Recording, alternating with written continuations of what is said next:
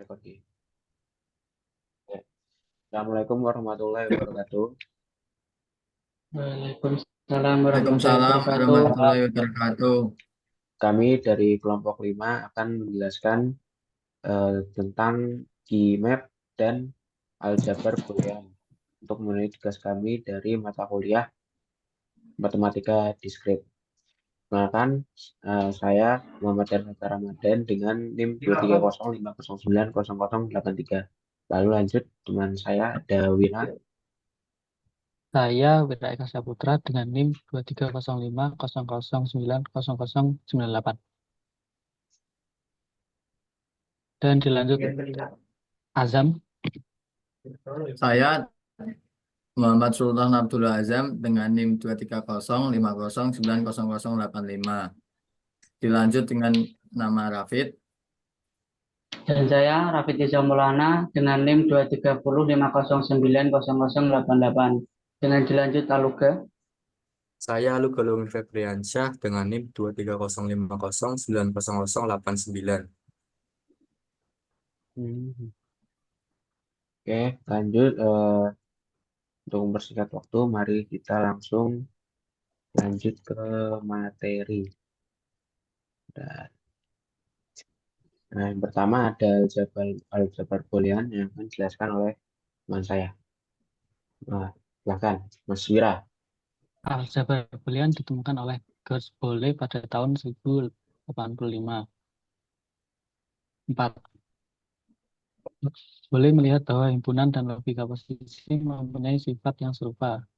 Perhatikan kemiripan hukum-hukum aljabar logika dan hukum-hukum aljabar himpunan.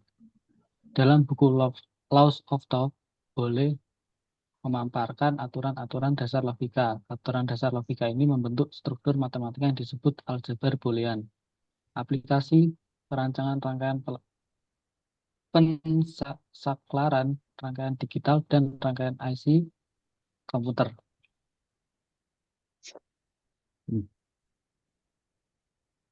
Ini adalah contoh penerapan dari IC, jaringan komputer dan perangkat digital. Definisi aljabar, definisi misalkan B adalah himpunan yang didefinisikan pada dua operator biner plus dan kali dan sebuah operator linear, misalkan 0 dan 1 adalah dua elemen yang berbeda dari B, maka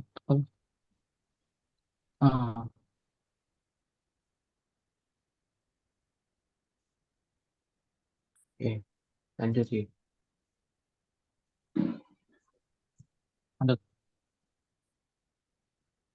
berhubungan elemen-elemen B tidak didefinisikan nilainya, kita bebas menemukan anggota-anggota B. Maka terdapat banyak sekali aljabar boolean. Untuk mempunyai sebuah aljabar boolean, orang harus memperlihatkan elemen-elemen himpunan, kaidah atau aturan operasi untuk dua operator biner dan operator linear himpunan B bersama-sama dengan dua operator tersebut memenuhi keempat aksioma di atas.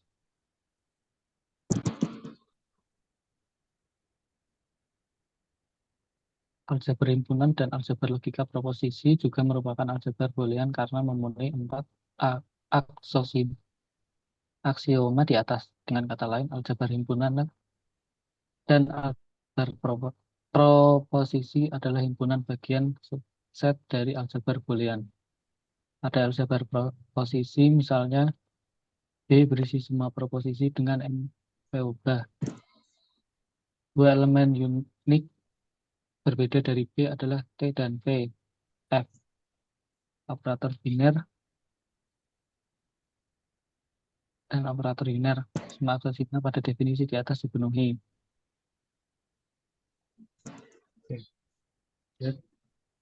Lanjut, aku Saya ya, kau saya terakhir ini. merupakan aljabar boolean dua nilai, merupakan aljabar boolean yang paling populer karena aplikasinya luas. Pada aljabar dua nilai, B sama dengan 0 atau 1. Operator biner plus dan kali operator linear. Kaidah untuk operator biner adalah operator linear. Keempat aksioma di atas dipenuhi.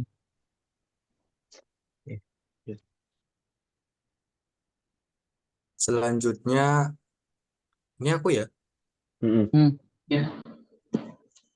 Selanjutnya ekspresi boolean dibentuk dari elemen-elemen B atau peubah-peubah yang dapat dikombinasikan satu sama lain dengan operator plus N dengan simbol titik dan komplement dengan simbol koma atas. Contohnya ada 0, 1, A, B, A plus B, A N B, A komplement, N, B plus C, A N B komplement, plus A N B N C komplement, plus B komplement, dan sebagainya. Kemudian ada beberapa hukum yang penting dalam aljabar boolean yang perlu kita pahami dan perlu kita ingat-ingat. Yang pertama itu hukum identitas. Hukum identitas berupa A plus 0 adalah A. Bisa diingat untuk plus identitasnya adalah 0. Kemudian AN1 adalah A untuk identitas N adalah 1. Kemudian hukum kedua itu idempoten. A plus A adalah A dan A adalah A. Kemudian hukum komplement A plus A aksen adalah 1 dan A aksen sama dengan 0. Kemudian hukum dominasi AN0 adalah 0 dan A plus 1 adalah 1. Kemudian ada hukum involusi di mana A komplement dikomplementkan. Di mana A komplement dikomplementkan adalah A. Dan ada juga hukum penyerapan atau absorpsi, di mana A plus AB adalah A dan A plus B adalah A. Kemudian ada hukum komutatif, A plus A adalah B plus A, berlaku juga untuk N. Dan untuk hukum asosiatif, A plus B plus C sama dengan A plus B plus C. Berlaku juga untuk N atau titik. Kemudian hukum distributif itu ada A plus BNC sama dengan A plus B NA plus C. Dan berlaku juga untuk N. Kemudian untuk hukum De Morgan ada A plus B dikomplementkan sama dengan A komplement N B komplement. Dan juga berlaku untuk N. Di sini juga ada hukum 01 di mana 0 komplement adalah 1 dan 1 komplement adalah 0. Contoh penggunaan hukum aljabar yang kita pelajari bisa kita lihat pada soal berikut. Buktikan bahwa untuk sembarang elemen A dan B dari aljabar boolean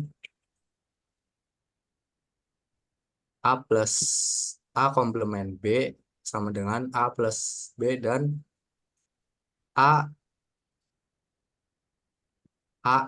komplement plus B sama dengan AB adalah benar. Untuk bagian pertamanya, kita bisa ubah bentuk dengan menggunakan hukum penyerapan. Kita bisa ubah tanda kurung A plus AB, kemudian kita tambahkan sisanya yaitu A aksen B. Kemudian kita bisa menggunakan hukum asosiatif untuk memindahkan kurungnya, yaitu menjadi A plus tanda kurung A AB plus A aksen B. Kemudian berikutnya kita bisa menggunakan hukum distributif untuk menyederhanakan kurungnya. Jadi seperti A plus tanda kurung A plus A aksen tutup kurung B. Kemudian tanda kurung A plus A aksen adalah hak hukum komplement. Maka berubah menjadi A plus 1 NB. Terakhir, kita bisa menggunakan hukum identitas di mana 1 NB adalah B. Maka menjadi A plus B. Kemudian untuk bagian kedua, A, N, kurung A aksen plus B, kita bisa menggunakan hukum distributif. Kita hilangkan kurungnya menjadi Nah, ANA aksen plus AB, kemudian ANA aksen, kemudian ANA aksen adalah 0, maka menjadi 0 plus AB dengan menggunakan hak hukum komplement. Dan 0 plus AB adalah hukum identitas, dan 0-nya hilang menjadi AB. Oke, mungkin itu merupakan materi kami yang awal, yaitu adalah matematika aljabar boolean. Selanjutnya kami akan melanjutkan ke materi kami yang kedua, yaitu adalah key map. Bentar, ya, untuk Bu. key map. Apa tuh? Nah, silahkan Ha. untuk key map awal-awal. Sudah mulai, Saudara Azam. Ya, key map, penjelasan key map, penjelasan singkat tentang key map dan cara mengelompokkan minterm atau maxterm. Key map atau Carnot map adalah alat digunakan dalam aljabar boolean untuk menyederhanakan ekspresi boolean atau fungsi logika. Key map memiliki bentuk tabel yang terdiri dari sel-sel yang mewakili kombinasi input yang berbeda dari variabel boolean yang terlibat dalam fungsi logika. Pertama, kita perlu memahami cara bentuk key map dari fungsi boolean. Misalnya untuk fungsi boolean f a, b, buka kurung a, b, c, tutup kurung, kita akan memiliki key map dengan tiga variabel boolean a, b, dan c. Jumlah kolom daripada key map maka akan ditentukan oleh jumlah variabel. Dalam kasus ini, karena kita memiliki tiga variabel, key map akan memiliki 3 sama dengan 8 sel. Selanjutnya, kita mengisikan nilai-nilai ke dalam key map sesuai dengan fungsi boolean yang diberikan jika nilai minterm atau maxterm adalah 1. Kita isi sel dengan angka 1. Jika nilai minterm atau maxterm adalah 0, kita isi sel dengan angka 0. Setelah key map diisi, langkah selanjutnya adalah mengelompokkan minterm atau maxterm yang saling berhubung dalam kotak yang sesuai. Kotak ini bisa berbentuk 2x2, 4x4, atau 8x8, tergantung pada jumlah variabel yang ada. Kotak-kotak ini disebut kelompok atau grup. Kelompok-kelompok ini harus mencakup 2 PTN sel yang saling terhubung, di mana N adalah bilangan bulat non-negatif. Selain itu, setiap sel dalam kelompok harus memiliki nilai yang sama. Semua bernilai 1 atau semua bernilai 0. Jadi bisa ada Kelompok-kelompok ini harus mencakup 2 PTN sel yang saling terhubung, di mana N adalah bilangan bulat non-negatif. Selain itu, setiap sel dalam kelompok harus memiliki nilai yang sama. Kemudian kita mempresentasikan setiap kelompok sebagai satu suku dalam ekspresi sederhana dan dari fungsi boolean. Jika kelompok berisi sel dengan nilai 1, kita gunakan variabel dan komplementarinya A, B, atau C, sesuai dengan posisi variabel yang berubah antar sel dalam kelompok. Jika kelompok berisi sel dengan nilai 0, kita gunakan variabel tanpa komplementarinya. mungkin bisa dilanjut, ada langkah-langkah penyederhanaan fungsi boolean menggunakan key map. Setelah semua mengenal tentang peta Carnot, mari melihat langkah-langkah aljabar boolean menggunakan peta Carnot.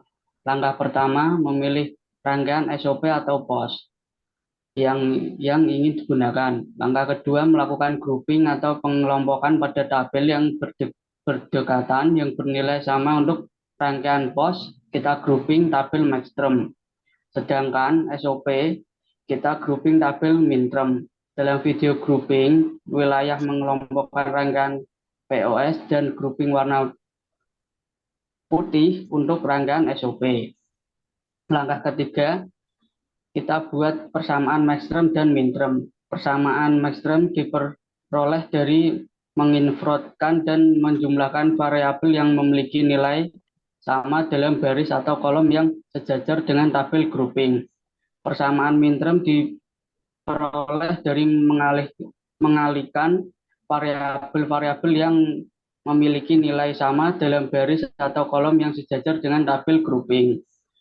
Dan langkah terakhir yaitu langkah keempat, membentuk rangkaian pos dengan cara mengkalikan semua persamaan maxterm yang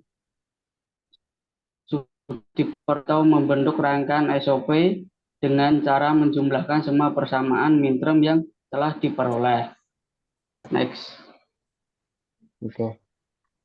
Selanjutnya mungkin setelah kita mengetahui dan belajar cara menyederhanakan dari Keymap, selanjutnya adalah contoh pengaplikasiannya dari penggunaan Keymap. Nah, berikut ada satu contoh soal di mana diketahui fungsi awal ada A, B, C, bentar, A, B, C plus A aksen, B, C, or A, B aksen, C. Di sini diketahui bahwa jumlah variabel N-nya ada 3. Jadi jumlah tabelnya sama dengan 2NO ya. Info bahwa tabel Keymap adalah kelipatan dari 2, jadi 2 pangkat. Karena dia itu basicnya adalah bilangan biner 01. Jadi di sini jumlah tabelnya adalah 2 karena biner. Dan N itu dari variabelnya ada berapa? Ada 3. Jadi kita membentuk tabel Keymap sama dengan 8. 3 ke bawah dan 4 ke samping. 2 ke bawah dan 4 ke samping. Dan nilai tabel sama dengan output. Nah, pertama kita ambil adalah setelah kita melakukan penyederhanaan. Bentar. Setelah kita melakukan penyederhanaan dan dapat hasilnya, kita masukkan hasilnya itu ke dalam persamaan pos dan persamaan SOP. Setelah itu, setelah kita lakukan penyederhanaan, kita masukkan ke dalam Keymap, di mana kita mendapat nilai minterm dan nilai maxterm. Setelah nilai minterm dan nilai maxterm didapat, maka masukkan ke dalam persamaan, di mana ada persamaan pos, di mana maxterm X1 sama dengan C, maxterm X2 sama dengan A plus B, dan nilai aksen F sama dengan C, or A buka kurung A, C, N buka kurung A, or B tutup kurung.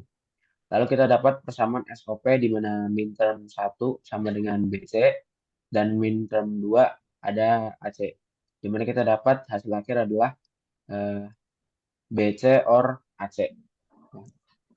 Nah, di sini juga terdapat perbandingan antara penggunaan sebelum fungsi awal dan pos dan SOP setelah menggunakan tabel Keymap, di mana fungsi awal yang awal adalah A, N, B, N, C, or A aksen N, B, N, C, or A, N, B, aksen N, C.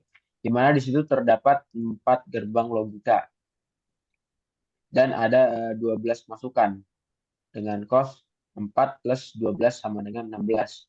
Nah, setelah kita menggunakan Keymap, didapatlah pos awal C or buka kurung A N C N buka kurung A or B tutup kurung, di mana kita dapat ada 2 gerbang logika saja dan ada 4 masukan, di mana dengan kos akhir adalah 2 tambah 4 sama dengan 6. Selanjutnya kita juga bisa lihat di sini ada SOP, di mana dia minterm ya tadi ya. Dengan hasil ada didapat dia buka kurung A plus C tutup kurung, terus buka kurung lagi B plus C tutup kurung, di mana di sini cuma terdapat 3 gerbang logika, tapi dia punya 6 masukan dengan kos 3 plus 6 sama dengan 9. Selanjutnya agak lebih jelas lagi, mungkin ada satu contoh soal lagi di sini dengan full penjelasannya. Nggak usah dilihat sini. Mana ya? Nah, di sini kita bisa lihat, ada soalnya adalah Y sama dengan A, N, B, N, C, aksen plus ANB NC plus ANB aksen plus C NC plus ANB NC ANB aksen plus C aksen. Di sini dapat dibuat sebanyak 8 kotak karena hanya ada 3 variabel A, B, dan C. Di situ hanya ada 3 variabel, jadi 2/3 sama dengan 8 dan hanya terbentuk 2 kotak. Setelah itu, pertama cara menentukan hasilnya adalah di sini, yaitu dengan melihat pemetaan yang berisi angka 1. Jadi di sini yang berisi angka 1 kebetulan ada di kolom AB dan C aksen, lalu AB aksen dan C. Juga ada di kolom A, B, C, dan AB aksen dan C. Nah, di sini ada tulisan sini, tampak hasil pemetaan berada pada seluruh area kolom AB dan kolom AB aksen. Lihat garis biru pada yang melingkupi bentuk pola vertikal. Ini garis birunya. Garis biru ini. Nah, garis biru. Sehingga persamaan dapat dari garis biru adalah AB dan AB aksen. Nah, setelah kita dapat hasilnya AB dan AB aksen, hasil tersebut masih dapat disederhanakan. Nah, dari hasil tersebut tampak variabel sisa 2, yaitu A dan B. Untuk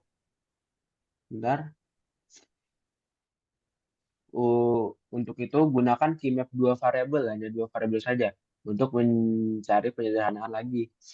Jadi, setelah kita melakukan penyederhanaan pada keymap awal, kita menggunakan keymap lagi untuk menyederhanakan lagi. Cara menentukan hasilnya itu dengan melihat pemetaan yang lagi-lagi, dengan melihat angka 1. Nah, di sini lagi tampak hasil pemetaan berada pada seluruh area kolom A. Berbentuk pola vertikal, sehingga A mendapat hasil penyederhanaannya. Jadi dapat hasil penyederhanaannya. Nah, kalau kita masukkan dari awal seperti tadi, jadi hasilnya adalah Y ABC aksen plus ABC plus AB aksen C plus AB aksen plus C. Di mana di penyederhanaan awal kita mendapatkan AB N AB aksen. Lalu di penyederhanaan terakhir kita mendapatkan A. Oke, itu hasilnya.